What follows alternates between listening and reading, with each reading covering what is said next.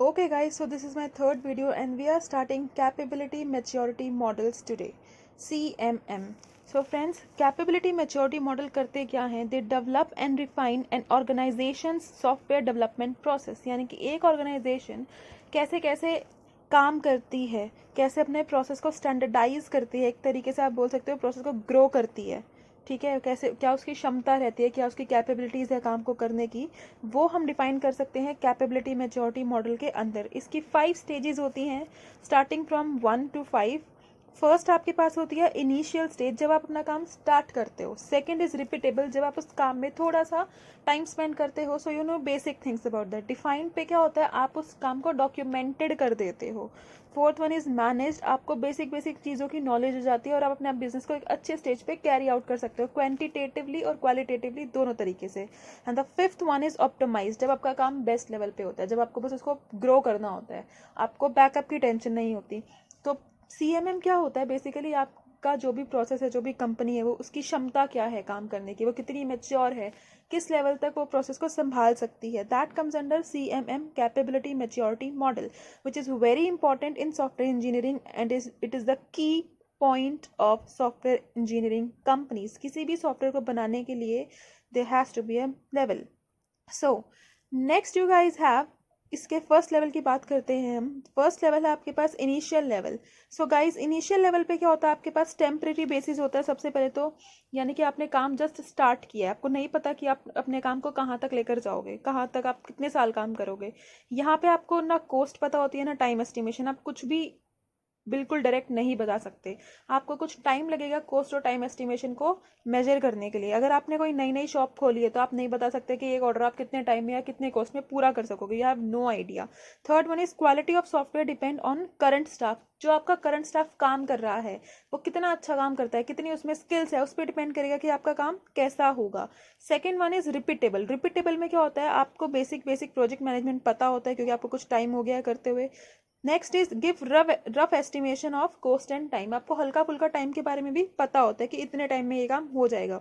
So basically initial level पे आपका काम स्टार्ट होता है, आपके पास इतनी नॉलेज नहीं होती, कॉस्ट एंड टाइम एस्टिमेशन आप नहीं कर सकते इतना परफेक्ट, बट रिपीटेबल पे सेकेंड लेवल पे आप कर सकते हो क्योंकि आपको कुछ टाइम हो गया करते करते, तो आपको बेसिक बेसिक चीज़ें उसके बारे में पता होती है। So these are the first 2 levels of CMM which are very very important, initial and the repeatable. Now we will see the third level of capability maturity model, which is very very very important क्योंकि जितनी भी आपकी software companies है most probably इसी level पर है, define level पर जितनी भी आपकी कंपनीज है वो इसी लेवल पे। और इस पर डायरेक्ट क्वेश्चन आता है कि कौन सा ऐसा CMM लेवल है जिसमें most of the companies are working current now, तो आंसर आएगा आपका third level which is defined level. So now we will see the third level.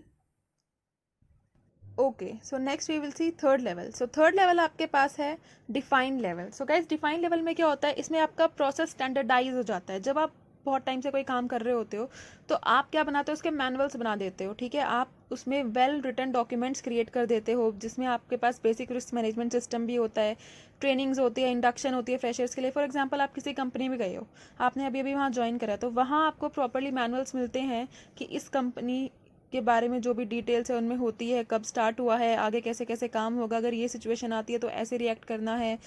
जो भी आपको ट्रेनिंग मिलती है, बेसिक ट्रेनिंग 1 वीक 2 वीक्स, और जितने भी आपके रिस्क मैनेजमेंट सिस्टम है सब कुछ समझाया जाता है। तो वो कंपनी कौन से लेवल पे होती है आपकी, डिफाइंड लेवल पे, that is the third level. उसके बाद फोर्थ आपके पास है मैनेज्ड। मैनेज्ड में क्या होता है, क्वालिटेटिवली और क्वान्टिटेटिवली दोनों चीज़ें देखी जाती है कि कितने टाइम में आप कितनी अच्छी क्वालिटी का प्रोसेस बना रहे हो। सो बेसिकली आपकी क्वालिटी और क्वांटिटी दोनों मैटर करती है। यहाँ भी आपके डॉक्यूमेंटेशन को फॉलो किया जाता है, यानी कि रिटन रूल्स को फॉलो किया जाता है। तो थर्ड लेवल पे क्या होता है, आपके पास प्रोसेस स्टैंडर्डाइज्ड होता है, well written document, basic risk management system आपको पता होता है, और ट्रेनिंग और इंडक्शन मिलती है जब आप वहाँ पे ज्वाइन करते हो। और फोर्थ लेवल पे क्वांटिटी और क्वालिटी दोनों मैटर करती हैं। ठीक है, बेसिकली यहाँ पे क्वांटिटी वर्ड आ गया जो इससे पहले किसी भी लेवल में नहीं था, बट यहाँ पे इट मैटर्स अ लॉट। और डॉक्यूमेंटेशन है जो कि आप थर्ड लेवल पे और फोर्थ लेवल पे दोनों फॉलो करते हैं। अब कोई चीज़ थर्ड लेवल पे होगी तभी वो फोर्थ पे जाएगी, और फोर्थ पे होगी तभी वो फिफ्थ पे आएगी। सो लास्ट लेवल की अब हम बात करने वाले हैं। Last level is, so finally you have the last level which is optimized level. So guys, कुछ भी प्रोसेस आपका कोई भी कंपनी पहले first, second, third, fourth level cover करने के बाद आएगी आपके फिफ्थ पे. Fifth one is optimized. Optimized में क्या होता है? Process improvement and continuous process. सबसे पहले तो ये बेस्ट लेवल है, इसके बाद कोई लेवल ही नहीं होता. ठीक है. अब जिस चीज़ के बाद कोई लेवल नहीं होगा वो क्या होगा? ऑब्वियस सी बात है, जब उसमें इंप्रूवमेंट चलती रहे. आप इसकी इंप्रूवमेंट को रोक नहीं सकते, बस ये इंप्रूवमेंट चलती रहेगी, चलती रहेगी, चलती रहेगी.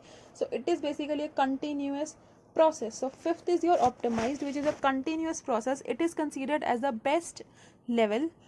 क्यों? क्योंकि यहाँ पे आपका बस इम्प्रूवमेंट चलता रहता, आपका इम्प्रूवमेंट ख़त्म नहीं होता. एंड यू नो कि तरक्की को कभी रोका नहीं जा सकता. So basically these are the 5 levels जो आपने पढ़े हैं: initial, repeatable, defined, managed and optimised.